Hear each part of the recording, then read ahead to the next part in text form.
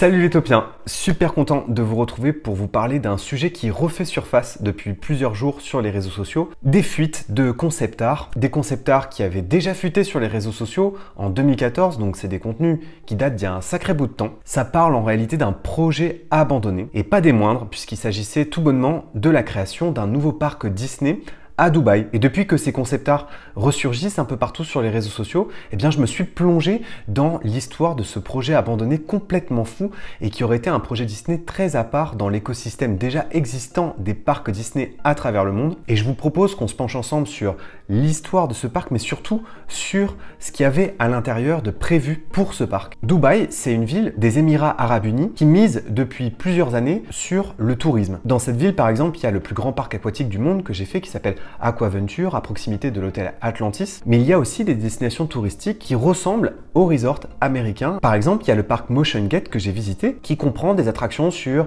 des univers DreamWorks, des univers Sony, des licences comme Hunger Games. Et ce parc se situe dans un resort qui s'appelle Dubai Parks and Resort. Et bien c'est à cet endroit qu'aurait dû être construit ce fameux projet Disney qui vraisemblablement a été abandonné. Et à Dubaï aurait d'ailleurs dû être construit aussi un parc Universal dont l'entrée existe, mais rien d'autre n'a été construit. Pour résumer et pour faire simple, ça fait plusieurs années que Dubaï essaye de convaincre les grands studios américains de s'implanter dans sa ville. Les Émirats Arabes Unis ont parfois réussi avec des parcs comme Ferrari World ou le Warner Park. Motion Gate aussi, la preuve que ce démarchage a fini par réussir. Mais on va dire que le compteur du nombre de visiteurs n'explose pas. À mon avis, c'est pour ça que les grands studios sont encore un peu frileux à l'idée de s'installer dans ces pays où l'industrie touristique n'est pas si développée. Et dès le départ, pour ce parc, Disney n'avait pas fait les choses comme d'habitude puisque en fait il a été designé par un studio qui n'appartient pas à la Walt Disney Company.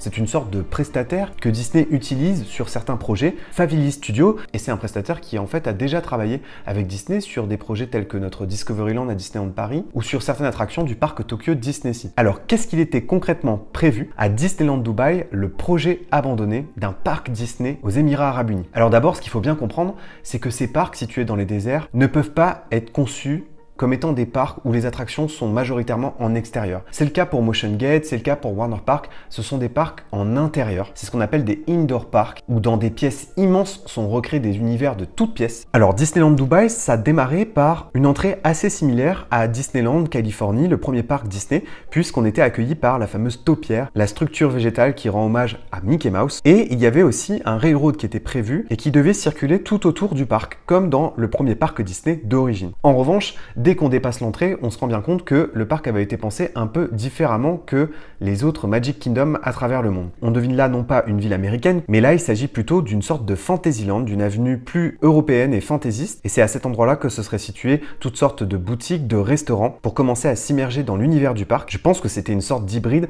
entre ce qu'on appelle Mickey Avenue, qui existe déjà à Shanghai Disneyland, ce qui a été fait aussi à Mickey Toontown en Californie, et enfin un hommage aux différents Fantasyland qui existent dans la plupart des Magic Kingdom du monde. Une fois que vous auriez dépassé cette avenue et que vous seriez retrouvé au centre du parc, vous auriez été sur le Central Plaza qui aurait desservi les différents lands. Donc là, on retrouve la structure un peu similaire des différents Magic Kingdom, mais avec déjà quelques différences notoires et des univers qui, pour l'instant, n'existent pas dans les autres parcs Disney, avec quelques créations originales.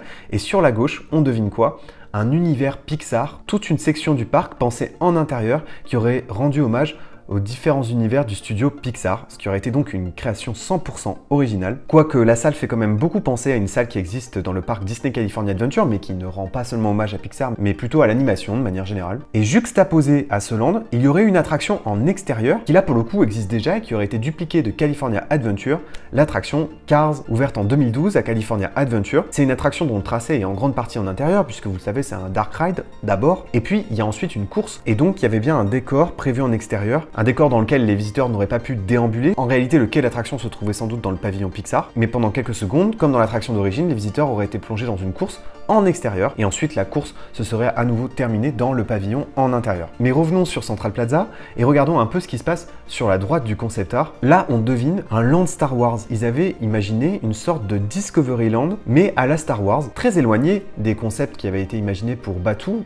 vous savez, cette planète Star Wars qui existe déjà dans les parcs américains. D'ailleurs, on n'aurait pas forcément été sur une planète en particulier parce qu'on se rend compte que les bâtiments rendent hommage à plusieurs planètes de l'univers Star Wars, donc on aurait été en fait dans une sorte de Star Wars Celebration Celebration. On reconnaît par exemple un temple Jedi. À l'entrée du land, on devine une réplique miniature de l'étoile de la mort avec quelques X-Wing autour et TIE Fighter. On reconnaît aussi un bâtiment qui fait sans doute référence à la Cité des Nuages qui apparaît dans l'Empire contre-attaque. On devine également le Faucon. Et forcément, qu'est-ce qu'on imagine en intérieur pour l'univers Star Wars? Bah tout simplement un Star Tour. On imagine bien que c'était sans doute un simulateur qui était prévu dans cette zone-là. Une partie majoritairement en intérieur également. Et donc c'était sans doute à cet endroit-là qu'était prévu un Star Tour. En fait, si on se concentre bien sur le concept art, la seule véritable attraction qui était prévue en extérieur, c'était une attraction emblématique des parcs Disney qui d'ailleurs n'a pas été créée à Shanghai Disneyland, qui est le fameux Jungle Cruise.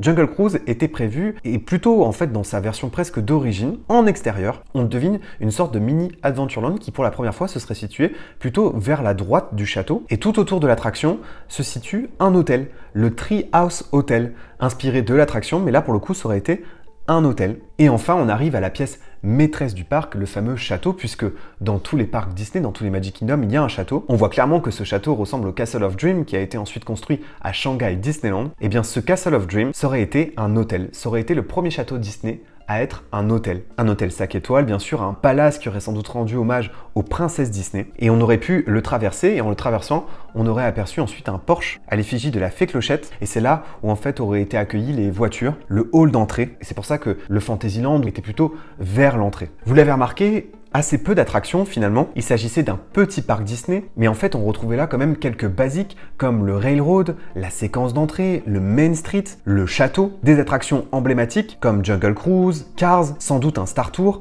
et des exclusivités qui auraient été franchement incroyables et que j'espère un jour on pourra retrouver dans les parcs Disney comme le pavillon entièrement dédié à Pixar et enfin les deux hôtels, donc le château Disney qui aurait pu être un hôtel et le Treehouse Hotel. Et on voit bien en regardant les influences orientales sur les concept art que ce projet abandonné a beaucoup inspiré Shanghai Disneyland. On retrouve beaucoup d'éléments. Si vous focalisez notamment sur le château, sur l'art architectural choisi pour Shanghai Disneyland, on retrouve là beaucoup d'éléments. Et j'espère qu'un jour, ce type de parc pourra voir le jour parce que j'ai été très marqué de ma visite à Warner Park qui est devenu un de mes parcs préférés, aussi bien qu'un parc Universal ou qu'un parc Disney, mais entièrement en intérieur. Et c'est un type d'expérience qu'il faut vivre au moins une fois. Et si un jour vous êtes de passage dans ces endroits, n'hésitez pas à aller dans ces parcs intérieurs qui, avec la contrainte de l'espace et de l'enfermement, arrivent à réinventer des univers. Disney l'a fait en partie dans certains parcs comme par exemple Tokyo DisneySea. Bref, un projet abandonné qui fait rêver et qui depuis quelques jours circule un peu partout sur les réseaux sociaux et c'est pour ça que je voulais le partager avec vous. J'espère que cette vidéo vous a plu, Utopiens. N'hésitez pas à me dire en commentaire ce que vous auriez imaginé comme attraction en intérieur pour ce parc et n'hésitez pas à partager vos anecdotes si vous en avez d'autres sur ce concept. N'oubliez pas que vos rêves sont éternels. Bye!